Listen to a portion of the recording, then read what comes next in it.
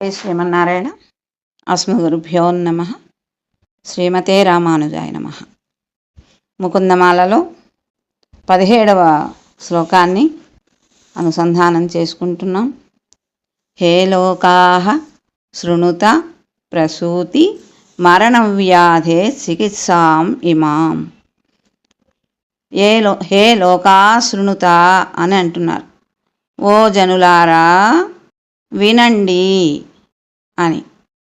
ఏం వినమంటున్నారో తెలుసుకుందాం.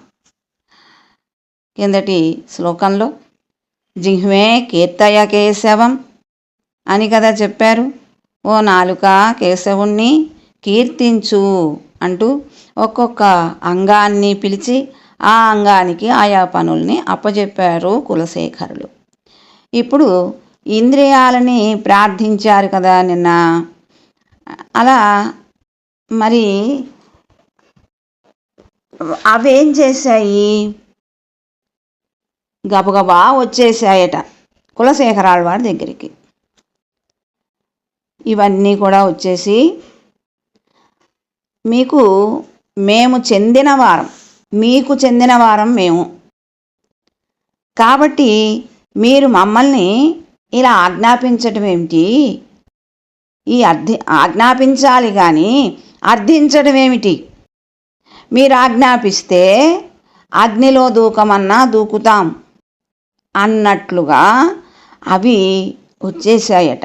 వచ్చేసి ఇలా అడిగేస్తున్నాయి. అయినా అగ్నిలో దూకమని మీరెందుకు చెప్తారు? మీరు చెప్పేదేమిటి? చాలా మంచి విషయాన్ని చెప్పారు. అమృతాన్ని పానం చేయమని కదా చెప్పింది. అలా ఆ కరణాలన్నీ కూడా అనగానే ఆళ్వాళ్ళు చాలా సంతోషపడిపోయారట. అమ్మయ్య, నేను చెప్పినట్లుగా నా కరణాలన్నీ వినేస్తున్నాయి అని. అప్పుడు ఇంద్రియాలు కూడా శాంతిని పొందుతూ వారి వారి పనుల్ని భగవద్ విషయంలో నియోగించాయి. అర్థమైందా? ఎలా ఉంది ఇప్పుడు?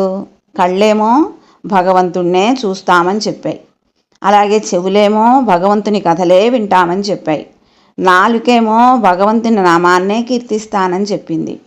ఇంకా ఇలా ఒక్కొక్క అంగము కూడా చక్కగా కులశేఖరాల వారు చెప్పిన విధంగా ఆయా పనుల్ని భగవద్ విషయంలో చక్కగా నివర్తింపచేస్తున్నాయి. కాబట్టి ఆళ్వారికి చాలా ఆనందం కలిగింది.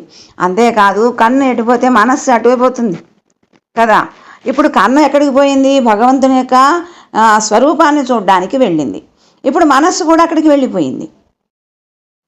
లేదంటే మనస్సు ముందుగా వెళ్ళిపోయింది, ఆ తర్వాత కన్ను కూడా వెళ్ళింది, ఎలాగైనా చెప్పచ్చు. ఇలా ఇంద్రియాలన్నీ కూడా కులశేఖరాల వారు చెప్పిన విధంగా భగవద్ విషయంలోనే చక్కగా మెసులుతున్నాయి. అలా అంతేకాదు, ఆ ఇంద్రియాలన్నీ కూడా వాటి వాటి పనులు చెయ్యాలిగా. ఇప్పుడు కేవలం భగవంతుణ్ణే కీర్తించు అంటే ఎలా కుదురుతుంది? తినాలి, చూడాలి, చెయ్యాలి, ఇవన్నీ ఉన్నాయి కదా. ఇంకా వేరే పనులు కూడా ఉంటాయి కదా. అయితే ఆయా పనులన్నీ కూడా ఎలా చేస్తున్నాయి? భగవన్నామస్మరణ చేస్తున్నాయట ఆ కరణాలు కూడా. అందుచేత ఇప్పుడు బాగా ఆశ కలిగింది కులశేఖరుడికి. ఏమిటే ఆ ఆశ అంటే, ఇప్పుడు తనొక్కరే అనుభవిస్తున్నారు. కులశేఖరాల వాళ్ళ యొక్క మనస్సు మాత్రమే అనుభవిస్తోంది. కులశేఖరాల వాళ్ళ యొక్క కరణాలు మాత్రమే భగవద్ విషయంలో చక్కగా వర్తిస్తున్నాయి. అయితే అందరూ ఇలాగే ఉండాలి అని ఆశ కులశేఖరులకి. అంటే ఇక్కడ ఈ లోకంలో ఉన్నటువంటి జనులందరూ కూడా తనలాగానే భగవద్ విషయంలో చక్కగా వర్తిస్తూ ఉండాలి.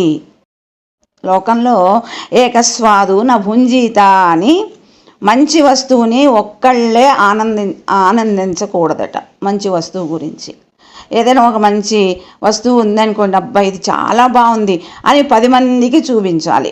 అలాగే ఈ వస్తువు ఏదైనా ఒక లడ్డు ఉందనుకోండి, ఏదో రవ్వ లడ్డు లేకుంటే గులాబ్ జాము ఏదో ఒకటి మనకి ఇష్టమైంది, చాలా మధురంగా ఉంది, అది అబ్బా ఇది ఎంత బాగుందో చూడబోయి అని పక్కనున్న వాళ్ళకి పెట్టాలట.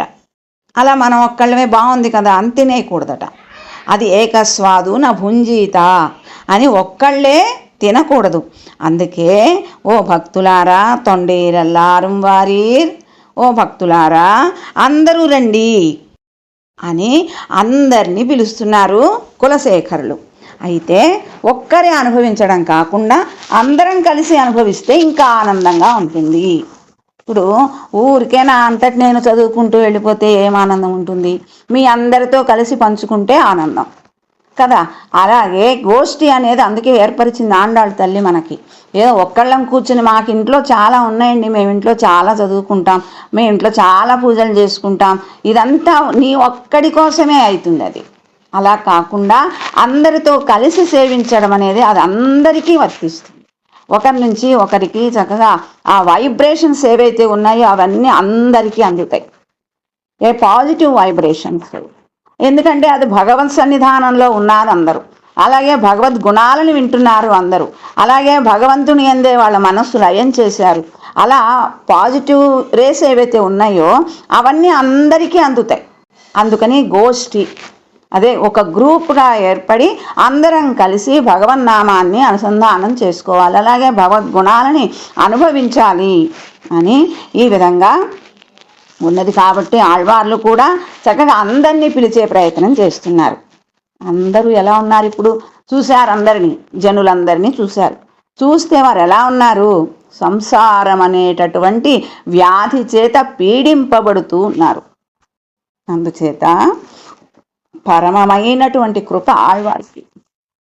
ఆ కృపతోటి వీళ్ళందరికీ చికిత్స చేసి వ్యాధిని తీర్చి వీరితో కలిసి భగవద్గుణాలని అనుభవించాలి అనుకుని లోకులందరినీ చూసి లోకులారా వినండి అంటూ ఎవ్వరూ కూడా ఈ జనన మరణాలనేటటువంటి ఈ వ్యాధికి మందు ఇవ్వనే లేరు.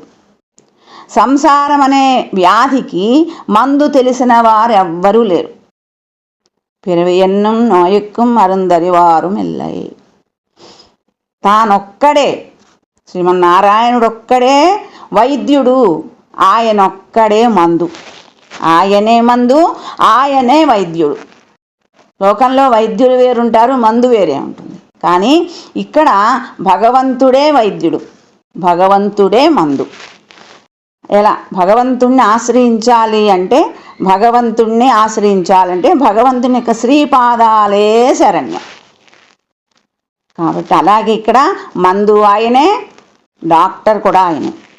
అందుచేత మీరు చక్కగా మందుని రహస్యంగా పానం చేయొచ్చు. ఏమాత్రం కష్టం ఉండదు, చేదుగా ఉండదు, లేదంటే గొంతు దిగదు అనే బాధ ఉండదు, ఇంత పెద్దదిగా ఉండదు, ఇన్ని డబ్బులు ఖర్చు పెట్టకూడదు, ఏం అక్కర్లే, అసలు డబ్బులు ఖర్చు పెట్టక్కర్లేదు, కష్టము ఉండదు. అందుకని ఇటువంటి ఈ రహస్యమైనటువంటి ఈ మాత్రని వేసుకోండి. సంసార వ్యాధి అనేటటువంటిది నిశ్శేషంగా పోతుంది అని చెప్తున్నారు. మహానందం కలుగుతుంది అప్పుడు. అదే పరమపదం. ఏమండి మీరొక్కళ్ళే ఎలా చెప్తున్నారు ఇవన్నీ మీకు తెలుసా అంటేట, కాదయ్యా నేనొక్కడిని చెప్పట్లా, నా సొంత బుద్ధితో నేను చెప్పట్లా, యాజ్ఞవల్క్యాది ఋషులందరూ కూడా ఇదే చెప్పారు అని. హే లోకాః శృణుత ప్రసూతి మరణ వ్యాధే. ప్రసూతి మరణం. ప్రసూతి అంటే జననం, మరణం పీడాకారం అండి. ఈ వ్యాధిని పీడించేటటువంటివి ఇవన్నీ కూడా. ఈ వ్యాధి ఏంటంటే అందరిని, ఎవరినైనా సరే, సంసారం అనేటటువంటి ఈ జనన మరణాలు ఏవైతే ఉన్నాయో ప్రతి ఒక్కరిని పీడించేటటువంటి వ్యాధి. అయితే ఈ విషయం ఎవ్వరికీ తెలియడం లేదు. తెలియకుండా ఆ అలమటించేటటువంటి ఓ మూఢజనులారా అని అంటున్నారు. అయ్యో మూఢత్వంతో ఈ విధంగా తెలుసుకోలేకపోతున్నారే. పుట్టడం చావటం అనేటటువంటి ఈ సంసార చక్ర భ్రమణంలో తిరుగుతూ ఉండడం అనే వ్యాధి, ఇది పోవాలి. ఇది ఎటువంటిదండి? చాలా దుఃఖాన్ని కలిగిస్తుంది. ఏమంటే ప్రసూతి అంటే మాటల, ఆ ప్రసూతి సమయంలో కూడా చాలా దుఃఖాన్ని కలిగిస్తుంది కదా. అది ఆ లోపల నుంచి వచ్చేవాడికి దుఃఖమే, ఆ తల్లికి దుఃఖమే కదా. ఏమండి ఉల్బ సంవేష్టితుడై అంటారు. ఉల్బము అంటే పిండం చుట్టూ రక్షణ కల్పిస్తూ ఒక సంచిలాగా ఉంటుందట. పుల్బ కుహరం అంటారు దాన్ని. దాన్ని యామ్నియాటిక్ క్యారిటీ అనో ఏదో అంటారు దాన్ని. అలా అటువంటి పొర అది. ఆ పొరలో ఉల్బక ద్రవం అనేది ఉంటుందట. దాన్నే మనం ఉమ్మనీరు అంటుంటాం. అదే ఇప్పుడు ఆ నీటిలోనే ఆ చిన్ని సంచిలో అలాగా ఉంటుంది ఆ పిండం. పాపం ఊపిరాడుతుందో లేదో సరే, ఆ తర్వాత ఆ లోపల ఉన్నటువంటిది అలా ఆ నీళ్లలో తేలుతూ ఉంటుంది. ఎంత కష్టమో. ఆ భుగ్న పృష్ఠగ్రీవుడై అన్నారు. అంటే ఏంటంటే ఇలా ముడుచుకొని ఉంటాడు. ఏమాత్రం కాలు ఇలా జాపకూడదు, చెయ్యి ఇలా అనకూడదు, ముఖం ఇలా తిప్పకూడదు. ఎక్కడన్నవాడు అక్కడే ఇలా వంగిపోయి ఉంటాడు. లోపల ఉన్న పిండం అలా ఉంటుంది. అలా ముడుచుకుపోయి ఇటు అటు కదలకుండా ఉండేటటువంటి విధంగా. ఇంకా పూయశోణిత, పూయము అంటే రక్తం, రక్తంతో కలిసి ఉన్నటువంటి ఆ సంచిలో ఇంకా మలము, మూత్రము, పంకమనంతా మలమూత్రాల చేత ఏర్పడినటువంటి బురద లాంటిది పంకం. అందులో చక్కగా ఉంటాడు పడుకుని, అందులోనే పడుకుని దొరికి. ఇది అలా ఉన్నటువంటి ఆ పిండం ఎంతో 8 నెలలు 9 నెలలు అలా కష్టపడతాడండి. ఆ జననం అయ్యేదాకా లోపలే ఉండి గర్భవాస నరకం అంటారు దాన్ని. ఆ గర్భవాస నరకాన్ని ఇదిగో ఇలా మన కళ్ళకు కట్టినట్టు చూపించారు ఇందులో. అలా ఆ గర్భవాస నరకం ఏదైతే ఉన్నదో దాన్ని అనుభవిస్తాడు ఆ 9 నెలలు 10 నెలలు. అనుభవించిన తర్వాత బయటికి రావటానికి ఎంత కష్టపడతాడు. ఆ బయటికి రావాలంటే ప్రసూతి వాయువు, ఆ వాయువు చేత బలవంతంగా బయటికి తోయబడతాడు. బలంగా తోయాలి ఆ వాయువు. తోస్తేనే అప్పుడు బయటకు వస్తాడు. అప్పుడు ఎంత దుఃఖపడతాడు.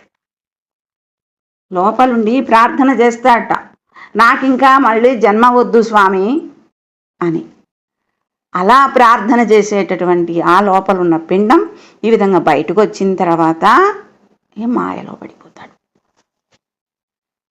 అలా బయటికి ఎలా వస్తాడు? అధోముఖంగా కింద పడిపోతాడు. తలకాయ కింద పెట్టి కాళ్ళు పై అధోముఖంగా కింద పడిపోతాడు. అలా పడిపోయి ఏమన్నా మంచుకుంటాడా అంటే మూర్ఛపోతాడు కదా. అలా మూర్ఛ వచ్చినంత ఎంత కష్టపడ్డాడో కదా. జననం అనేదే ఇలా ఉంటుందా? కాదు, మరణం కూడా ఇలాగే ఉంటుంది. మరణం కూడా ఇలాగే ఉంటుంది.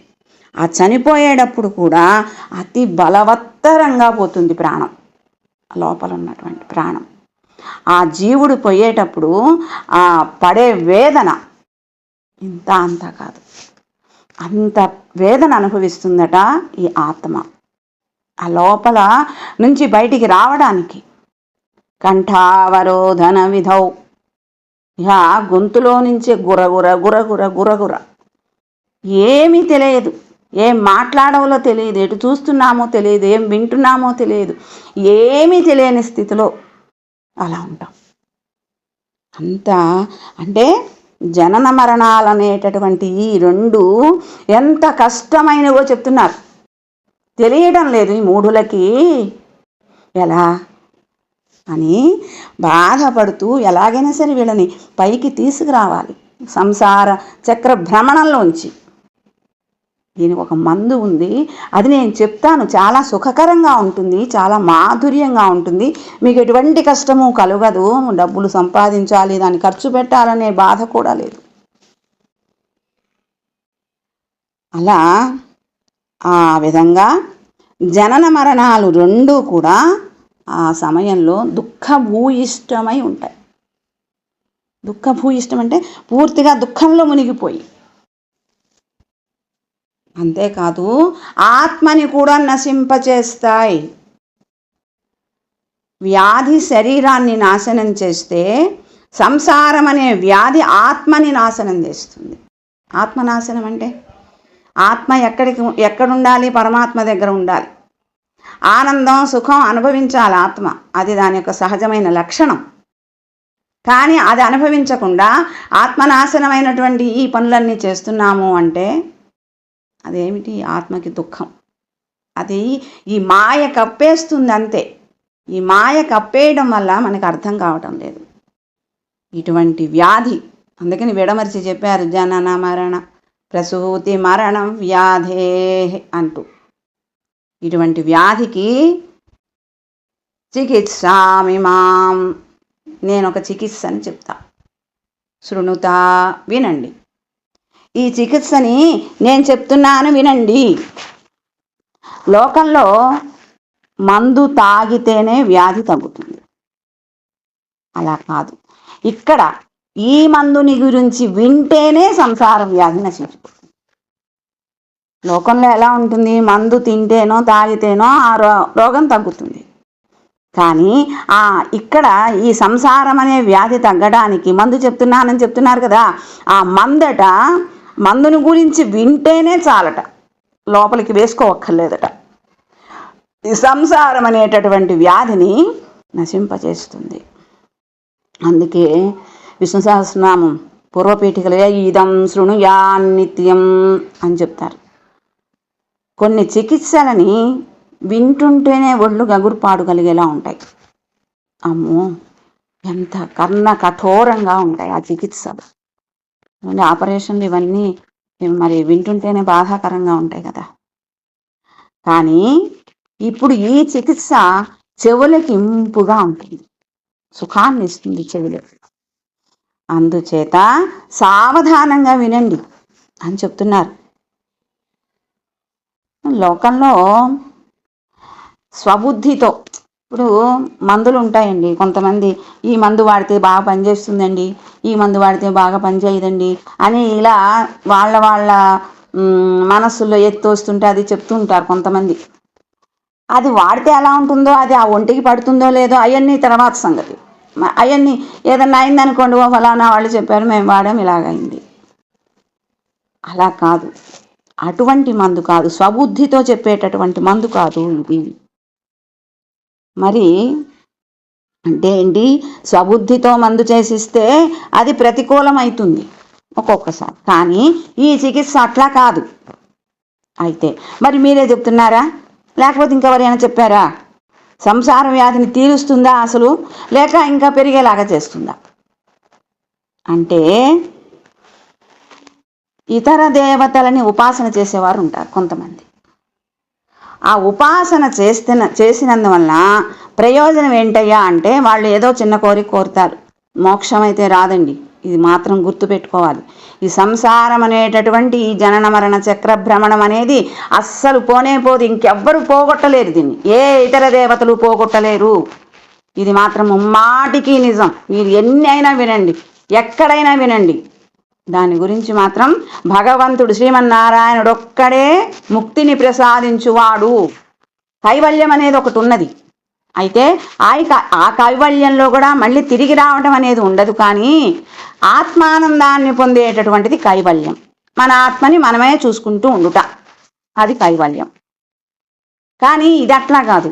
విశిష్టాద్వైతంలో చెప్పబడింది ఏంటి అంటే భగవంతుణ్ణి సేవించడం, భగవంతునికే సేవలు చేయటం, భగవంతుణ్ణే చూసి ఆనందపడటం, భగవంతుని యొక్క గుణాలనే స్మరిస్తూ ఆనందపడటం, ఇలా ఉంటుంది. ఏమండి, మనం ఈ లోకంలో ఉంటూనే పెద్ద పెద్ద క్షేత్రాలకు పెడుతుంటాం, శ్రీరంగాది క్షేత్రాలకి. ఎన్నెన్ని అలంకారాలండి, ఎన్నెన్ని అలంకారాలు. శ్రీపెరుంబుదూరులో రామానుజుల వారి తిరునక్షత్రం జరుగుతోంది 9 రోజుల నుంచి, ఇంకా పైన అయింది. రోజుకొక అలంకారం కాదు, కాసేపటికి ఒక అలంకారం. ఆ కళ్ళు 2 కళ్ళు చాలవు ఆ అలంకారాలు చూస్తుంటే. మనం లోకంలో ఈ మనుష్యులు చేసేటటువంటి ఈ చిన్న చిన్న మార్పులకే మనం ఆనందాన్ని పొందుతున్నాం కదా. అక్కడ పరమపదంలో ఉన్నటువంటి శ్రీమన్నారాయణుడు ఎంత గొప్పవాడండి. ఆయన తలుచుకుంటే అసలు జరగనిది ఏమైనా ఉందా?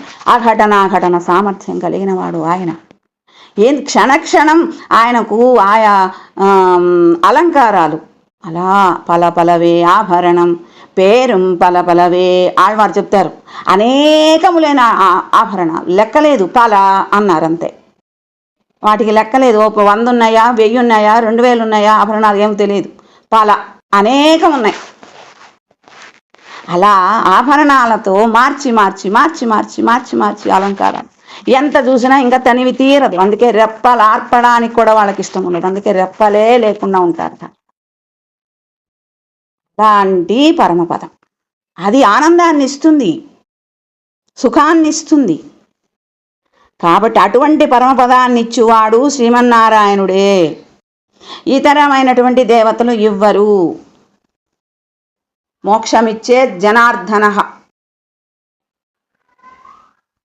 మరి ఇతర దేవతలకు చేసేటటువంటి ఉపాసనలు, పూజలు ఇవన్నీ ఉన్నాయి కదా, అవేం చేస్తాయి అంటే ఈ లోకంలో కావలసినటువంటి సుఖాలను ఇస్తాయి, ఇవ్వకుండా ఉండవు, ఇస్తాయి. అయితే నువ్వు ఏదైతే పూజ చేస్తున్నావో, ఏదైతే ఉపాసన చేస్తున్నావో వాటి వలన కలిగేటటువంటి దోషాలు, ఏ దోషాలైతే ఉంటాయో ఆ దోషాలకి మళ్ళీ పాపం వస్తుంది. మళ్ళీ ఆ పాపం అనుభవించడానికి మళ్ళీ జన్మలు ఎత్తవలసి ఉంటుంది. ఇలా వృద్ధి చేస్తాయి ఇతర దేవతల ఉపాసనలు. వాటి వలన సంసార వ్యాధిని వృద్ధి చేస్తాయి. అందుకని అలా కులశేఖరాళ్వారు చెప్పిన చికిత్స అటువంటిది కాదు. ఎలాంటిదంటే చెప్తున్నారు, ఏమయ్యా నేను స్వబుద్ధితో ఏం చెప్పటం లేదు. యాజ్ఞవల్క్యాది యోగులు వాళ్ళ యొక్క యోగ జ్ఞానంతో సాక్షాత్కారం చేసుకొని తత్ప్రకారంగా చెప్పినటువంటి మాటలు, వారి మాటలే ప్రమాణం. యోగజ్ఞా సముదాహరంతి మునయో యాం యాజ్ఞవల్క్యాదయ. యోగ జ్ఞానం అని అంటున్నారు. యోగ జ్ఞానం కలవారు అంటే జ్ఞానము అనుష్ఠానము రెండూ ఉన్నవారు. అంటే యోగము యొక్క స్వరూపాన్ని చక్కగా తెలుసుకుని, యోగం అంటే ఏంటి, ఎలా చేయాలి, దానివల్ల ప్రయోజనాలు ఏంటి, ఇవన్నీ వినాలి. అంటే జ్ఞానం సముపార్జన అంటే నాలెడ్జ్ మనం సంపాదించుకోవడం. అంటే యోగాన్ని గురించినటువంటి నాలెడ్జ్ మనకు తెలియాలి. తెలిస్తే సరిపోదు, ఆ తెలిసిన దానిని చక్కగా అనుష్ఠానంలోకి తీసుకురా, అంటే ఆచరణ చేయాలి.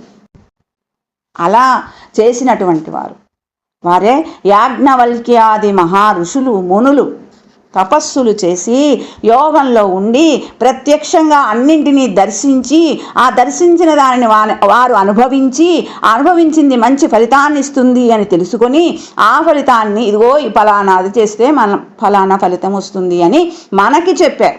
అది ప్రమాణం. మునయో అంటే మునులు వాళ్ళేంటి ఏం చేస్తారు, ఎప్పుడు మననం చేస్తూ ఉంటారు. మననం అంటే మంత్రం ఏదైతే ఉన్నదో ఆ మంత్రాన్ని ఎప్పుడు మనస్సులో అలా స్మరిస్తూ ఉంటారు. అటువంటి వారు సముదాహరంతి చక్కగా ఉదహరిస్తున్నారండి.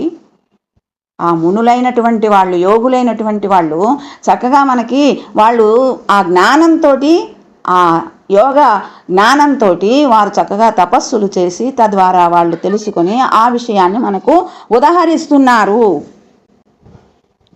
మైత్రేయి బ్రాహ్మణమని ఒక ఉపనిషత్తు, అందులో అమృతత్వస్యతు నాశాస్తి విత్తేన అని ప్రారంభం చేసి ఆత్మావారే ద్రష్టవ్య శ్రోతవ్యో మంత్రవ్యో నిధిధ్యాసితవ్య అని అంటారు.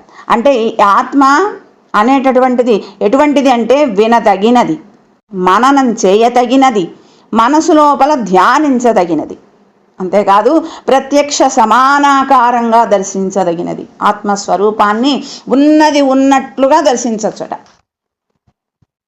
ఎలా అంటే యోగం చేత, తపస్సు చేత. నాథమునుల వరకు యోగం అనేటటువంటిది ఉండేదట. నాథమునుల తర్వాత ఇంకా యోగం మటుమాయమైంది. వారు అష్టాంగ యోగ సిద్ధిని యోగ సిద్ధిని ఆయన పొందాలి అనుకున్నారట నాథమునులు. అయితే అది పొందారు, తర్వాత దాన్ని మళ్ళీ తర్వాతి వారికి పంచడానికి ఆయనకు మరి చెప్పలేదు. అంతటితో ఆ యోగం అనేటటువంటిది వైష్ణవ సాంప్రదాయంలో చెప్పల. అంటే తర్వాత చేసిన వాళ్ళు ఉన్నారు, కానీ మన సాంప్రదాయబద్ధంగా అది ఆచార్యుల ముఖతః రాలేదు. ఇప్పుడు ఇటువంటి ఆత్మ అంటే ఆత్మని ఆ విధంగా భగవంతుని దగ్గరకు చేర్చాలి. మరి ఏమిటి మందు? సంసార నివృత్తి కావాలి అంటే భగవంతుని విషయంగా శ్రవణము, మననము, నిధిధ్యాసనం ఇవి చేయాలి. నిధిధ్యాసనము అంటే మనకు తిరుప్పావైలో చెప్తారు, శ్రవణం, మననం, నిధిధ్యాసనం ఈ మూడు ఒకదానమ్మటే ఒకటి ముందు వినాలి, ఆ తర్వాత విన్న దాన్ని మననం చేయాలి, ఆ మననం చేసిన దాన్ని నిధిధ్యాసనంగా అంటే నిధిధ్యాసనం అంటే లోతైనటువంటి పునరావృత ధ్యానం. మళ్ళీ మళ్ళీ మళ్ళీ మళ్ళీ మళ్ళీ మళ్ళీ ధ్యానం అలా ఉండాలి. ఎందుకు అది చేసేది? ఆత్మ ఆనందం కోసమో లేకుంటే పరమాత్మని గుర్తించడం కోసమో, దేనికైనా పనికొస్తుంది. ఆ నిధిధ్యాసనం అనేటటువంటిది బాగా లోతుగా పునరావృత ధ్యానం అనాలి దాన్ని. మళ్ళీ మళ్ళీ మళ్ళీ మళ్ళీ మనం విన్నదానిని మననం చేయటం, దానినే ధ్యానించడం. తద్వారా ఏమవుతుంది? పరమాత్మ దర్శనం అవుతుంది, లేదంటే ఆత్మ దర్శనాన్ని పొందవచ్చు. అలా ప్రత్యక్ష సమానాకారంగా పొందవచ్చు, దర్శించవచ్చు. అంటే ఉన్నది ఉన్నట్లుగా స్పష్టంగా కనపడేలాగా చేస్తుంది ఆ నిధిధ్యాసనం అనేటప్పుడు. అది చివరి స్టెప్. అయితే ఈ సంసార నివృత్తి కావాలంటే ఈ నిధిధ్యాసనాదులు చెయ్యాలి అని ఉపదేశం చేసి ఆ తర్వాత యాజ్ఞవల్క్యము అనేటటువంటి ఒక గ్రంథం, ఆ గ్రంథంలో చెప్పబడిన విధంగా వీరు కూడా చెప్తున్నారు. శ్రవణ, మనన, నిధిధ్యాసనాదులు చికిత్స ఎలా అవుతుంది? మళ్ళీ ప్రశ్న అనే విషయాన్ని ఇప్పుడు చెప్తున్నారు. అంతర్జ్యోతి అమేయం మునయో సముదాహరంతి మునయో అంతర్జ్యోతిరమేయం ఏకమమృతం కృష్ణాఖ్యమాపీయతాం. అంతర్జ్యోతి అంటే సదా జనానాం హృదయే సన్నివిష్టం అంటే ఎల్లప్పుడూ కూడా జనుల యొక్క హృదయాలలో వేంచేసి ఉండేవాడు. అంటే సన్నిహితంగా ఉన్నాడు, మన లోపలే, ఎక్కడో కాదు. జ్యోతిస్వరూపంగా వెలుగుతున్నాడు.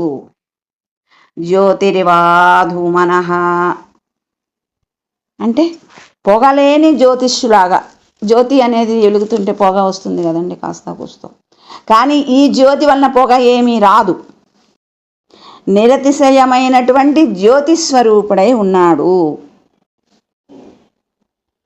అంటే మరి అలా ఉన్నాడు కదా, మరి ఆయన స్వరూపం ఎలా ఉంటుంది? పరిచ్ఛిన్నమా? చిన్నదేనా? అంటే అమేయం కాదు. తెలుసుకోవడం అనేది సాధ్యం కానే కాదు. పరిచ్ఛిన్నం కాదు. అమేయం ఏకమమృతం కృష్ణాఖ్యమాపీయతాం